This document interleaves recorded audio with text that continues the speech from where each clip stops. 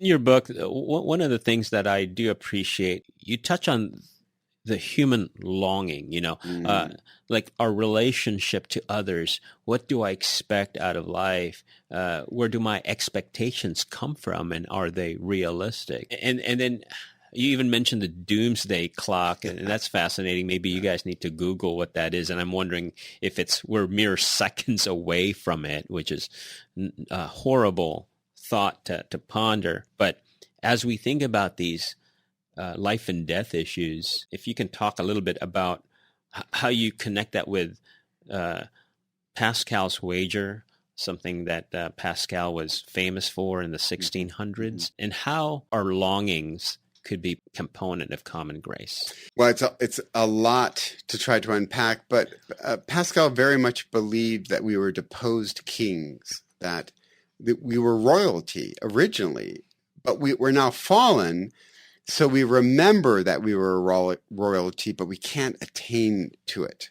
So I love the idea of the deposed kings metaphor that Pascal had. And then, of course, the wager is, what's the best way to wager your life? If you wager and say God doesn't exist and he does, that's going to be absolutely disastrous. So Pascal believed the most prudent thing to do is to wager that God does exist. And then you don't leave it there. This is what people misunderstand Pascal. If you wager that God exists, then go live the life of a religious person and God will find you in those practices.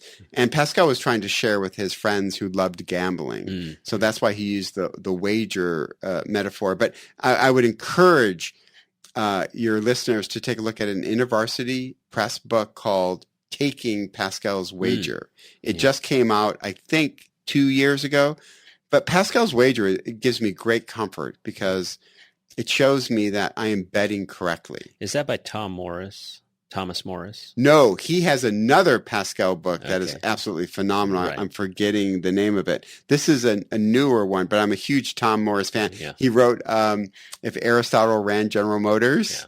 Great book. No, I'm a big fan of his. Well, that's great. Well, that is our show for this evening. Tim, thanks for being a guest on our show. My pleasure. And again, I would encourage you, our listeners, our viewers on YouTube, get this book. You will love it. I guarantee it. So you've been listening to Apologetics.com radio, where we challenge believers to think and thinkers to believe.